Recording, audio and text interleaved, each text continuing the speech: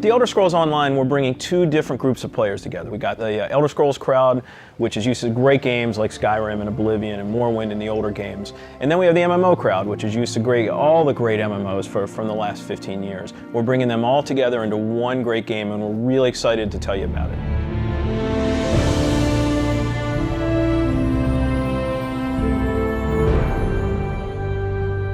Elder Scrolls Online, everything you need to know about it is right in the name. It's Elder Scrolls, but it's online. And when the team set out, they wanted to create strategic real-time combat.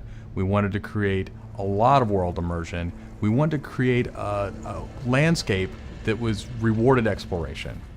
But all of that had to be brought together with really great social systems. So Elder Scrolls Online, it's set 1,000 years before Skyrim. And not only is it 1,000 years before Skyrim, but it draws on all the legends and everything that you've read about in the books that you find in Elder Scrolls games. So we've got 20 years of lore to draw upon. We made sure that Morrowind, Cyrodiil, and Skyrim feel like they do in Elder Scrolls 3, 4, and 5. The art style is right in line with those titles. Now you can explore all of Tamriel. You can return to places that you've seen before, and you can explore new places that you've never been.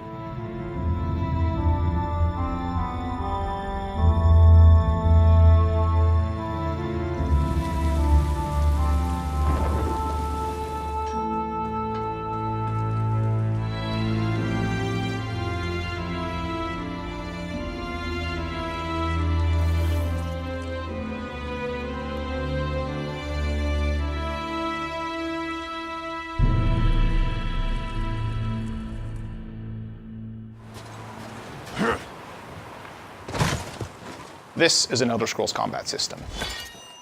Moving your mouse will make you look around and aim your weapon. You can tap your left click to attack, hold it to power, hold your right click to block, and of course, sprinting, crouching, and sneaking around play a role.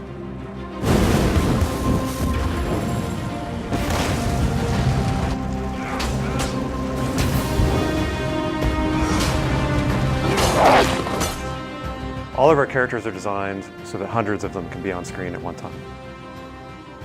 You're going to have lots of customization options to make your character look unique. You'll find Dwarven armors, Daedric armors, Elven armors, basically all the types of armor styles and customization options that you expect from an Elder Scrolls game and the Elder Scrolls lore. By far the worst experience of any online game is at its launch, when you're trying to find your friends, you can't find people, you create a character on one shard, and then you find out everyone else is on another shard, and you have to move. That experience is not good. So we are not going to have shards. We have a technology we call Megaserver, where all players are on one server. So all your friends are right there, you just create a character, you click play, and you go. The game is smart about where to put you. It puts you in game spaces with your friends, with your guildmates. It's a way to be connected with everyone, and the game figures out where to put you. So with Elder Scrolls Online, one of the big things is that you'll be able to get together with your friends and overcome obstacles. So things like public dungeons, heroic dungeons, but most importantly, when you participate with your friends or even just with strangers, you're not competing for resources. You're all working together to overcome something, and you get equal credit for that. As a player, you're able to start off by picking one of 9 races. You'll be able to pick a class, so that's just the start though. From there, all of the choices you make with quests, all of the choices you make in which abilities you choose, which weapons you use, which armor you use, really help make your character stand out in the world. The basis for the customization system in Elder Scrolls Online is that you can use whatever weapon or armor type you actually want to use.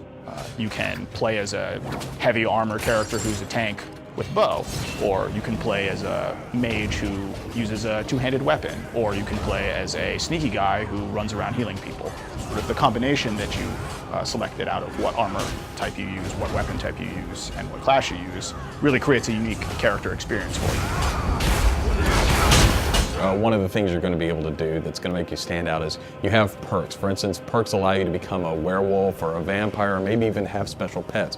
But it's not just about that. There are other things like how you increase your stamina, how you increase your magic, or how you increase your health that really take you from your initial class choice, and it makes you stand out because you're saying, these are the things that are important to me. This is the way I want to play. This is the role I want to take in combat.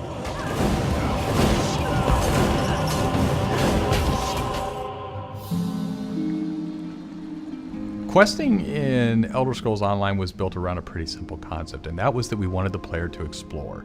And we wanted, when the player explored, for them to be able to see something around a corner and say, oh, well, I was on this quest, but now I see something over there that's really interesting. And so they had this decision point of, which thing do I do next? And that's really where we want the player to go. It's not what do I do next, it's which one of these things do I do next.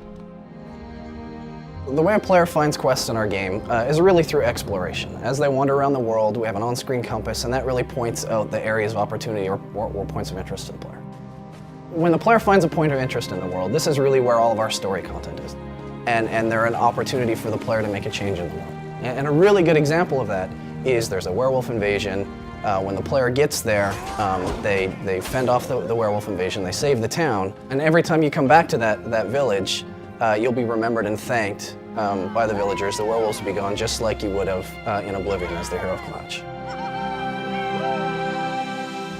Once you hit level 50, that's really where the game opens up. At this point, you're going into Cyrodiil to PvP, or you're deciding you want to go on a heroic raid with your guild and your friends, or maybe you might go into an adventure zone, which is our way of getting you into a zone where you can play solo, you can play with a small group, or you can play with a really large group to overcome obstacles.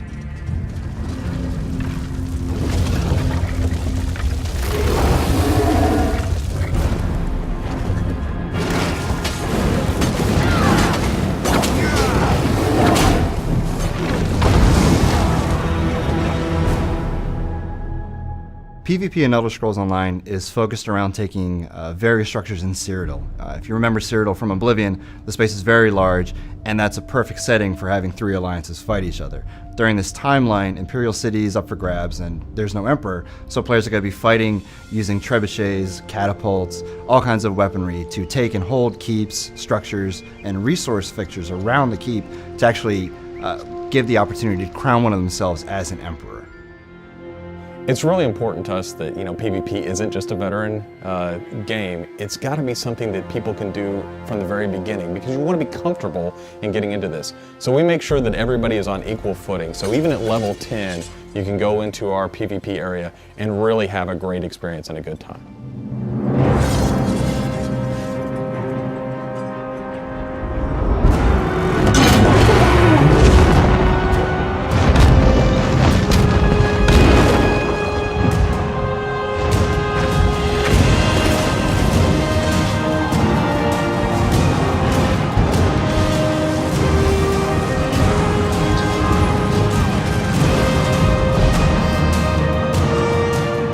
With a game the size of the Elder Scrolls Online, it's really hard to, in one demo, one presentation, one video, to list everything about the game.